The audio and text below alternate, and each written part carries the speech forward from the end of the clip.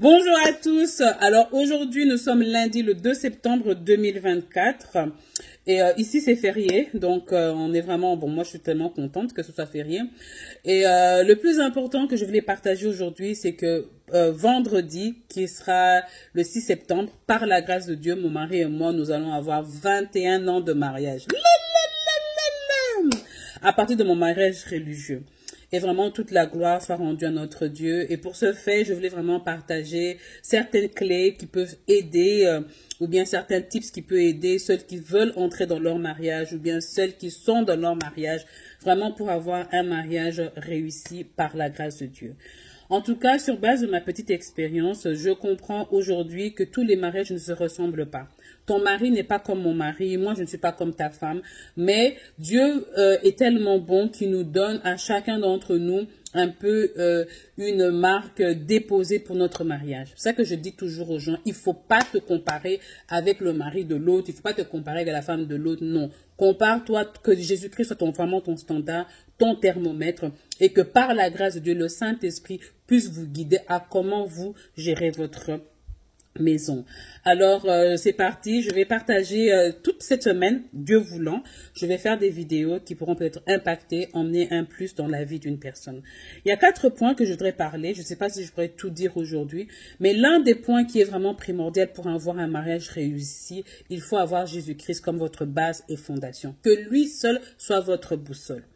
Si je dois parler de mon cas, vraiment, 21 ans plus tard, tout ce que je peux dire, c'est vraiment bravo Jésus. Et je remercie Dieu aussi parce qu'entre nous deux, celui qui était vraiment beaucoup plus affermi dans la parole, c'était mon mari.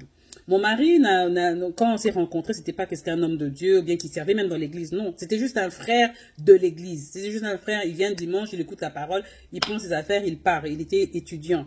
Mais il était tellement affermi. C'était un frère, oui, dans l'église, mais affermi. Quand je vous dis affermi, vraiment affermi. Il avait cette crainte de Dieu. Et moi, dès le début que mon mari m'a fait la cour, dès le début, mon mari m'a dit, moi, je ne crois pas en copain, copine. Moi, je veux t'emmener jusqu'au mariage. Et moi, j'étais même étonnée. J'étais, hein?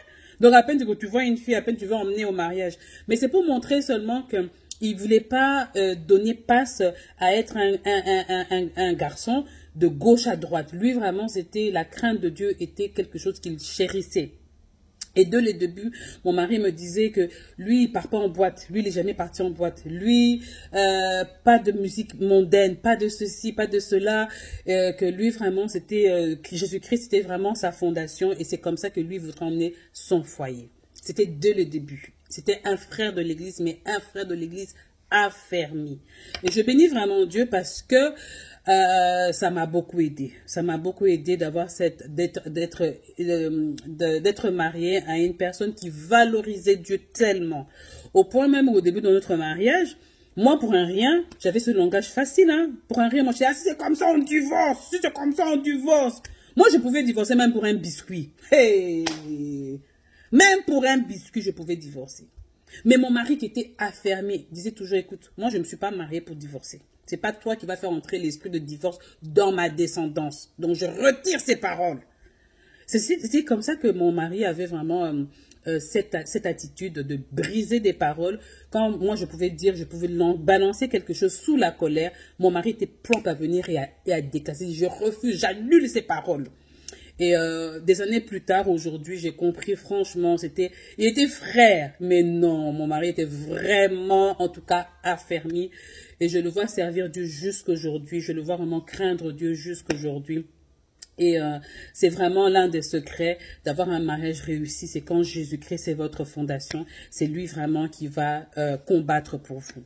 La deuxième chose que je voudrais parler, c'est vraiment du respect mutuel. Avoir ce respect mutuel est très important dans un couple. Quand on commence à prendre l'autre pour acquis, c'est ça qui brise beaucoup. Et là, je prends encore l'exemple de mon mari. Mon mari, c'est mon mari, mais il est vraiment un homme très respectueux. Très respectueux. Quand je dis très respectueux, même envers moi, sa femme. Je vais donner un exemple. Si, par exemple, mon mari est dans son bureau en train de faire quelque chose, en train de taper, et si je viens et je lui dis, chérie, je veux te parler, je vous dis sincèrement la vérité, il va me dire, donne-moi 1 minute que je termine la phrase. Dès qu'il termine d'écrire sa phrase, mon mari va couper, il va se retourner et il va s'asseoir, en train de me regarder pour entendre ce que je dois lui dire. Il va pas que tu parles, il est en train d'écrire, ou bien tu es en train de parler, il va taper. Il va pas faire ça. Le niveau de respect que mon mari me montre en tant que, c'est mon mari. Mais ce mutuel respect, c'est vraiment une primordiale pour lui. Et pour lui-même, que même quand on peut avoir on voit les choses différemment, pour lui, il veut même qu'on doit parler, on doit parler dans le respect. Donc, ce respect mutuel vraiment affermit beaucoup. Et beaucoup de couples se brisent quand le mari a facile à manquer du respect à sa femme, la femme a facile de balancer, et petit à petit, ce sont les émotions qui sont brisées, c'est l'intérieur qui est brisé, on commence à vivre un peu au superficiel, mais il y a des choses primordiales qui sont très importantes. La troisième des choses, c'est la paix du cœur. La paix du cœur, elle est très importante, très, très, très importante. Quand tu peux vivre un mariage là où tu as tout, mais si tu n'as pas la paix du cœur, mais laisse tomber. C'est comme si tu vis dans un enfer sur terre. Et c'est là vraiment qu'une des choses que je me suis dit que je vais vraiment enseigner aux jeunes femmes, ne laissez personne venir jouer avec vos émotions. Personne. Personne ne peut venir te prendre et te faire devenir son yo-yo personnel. Il te prend comme il veut, il te lâche. Il te reprend comme il veut, il te lâche. On te parle aujourd'hui et demain on ne veut pas te parler. Non, parce que les émotions comptent. De nos jours, beaucoup de gens sont devenus, on fait des AVC à cause des choses émotionnelles là.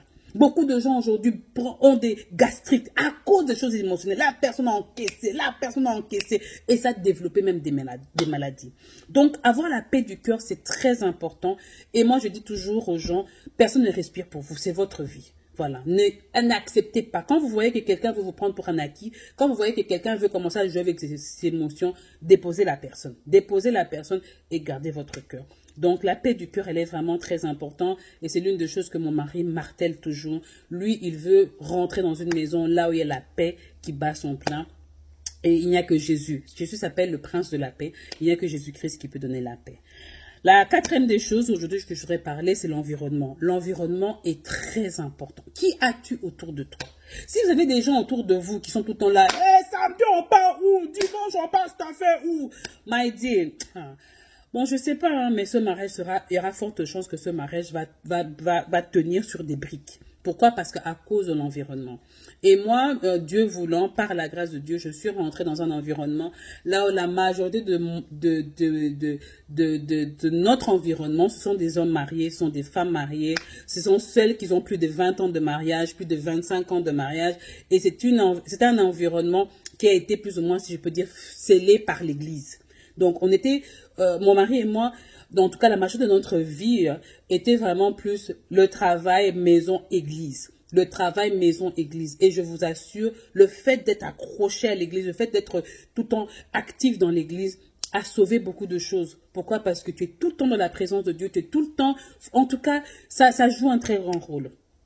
Et évidemment, ce sera une chose que le diable ne va pas aimer, parce qu'il sait le rôle de l'Église dans la vie, dans une famille, et ce sera aussi une des places que le diable va vraiment vous attaquer pour essayer vraiment de diluer, de vous assoupir à être vraiment actif dans l'Église. Et quand je regarde en arrière, ça a vraiment été un très très grand rôle. Alors vraiment, aujourd'hui, je m'arrête ici et je dois vraiment encourager toute personne. Attention à votre environnement. Si vous avez autour de vous des gens qui ne valorisent pas le mariage, ce n'est qu'une question de temps. La Bible dit, on ne se trompe pas. Les mauvaises compagnies corrompent les bonnes mœurs. Pour être une femme qui apprécie son mariage, mais si vous avez tout le temps des amis, mais ton mari croit quoi? Mais le mariage, ça veut rien dire. Tu auras ce langage aussi. Mais si tu as autour de toi des gens qui sont en train de valoriser le mariage, ce n'est qu'une question de temps. Toi aussi, tu vas valoriser ton mariage. Alors, je m'arrête ici aujourd'hui et je souhaite à toute personne en disant que le mariage est une très bonne chose et elle est une très bonne chose seulement quand Jésus-Christ est l'auteur. Alors, on se voit prochainement. Que Dieu vous bénisse et j'espère que quelqu'un a reçu quelque chose. N'oubliez pas, Jésus-Christ rend sage.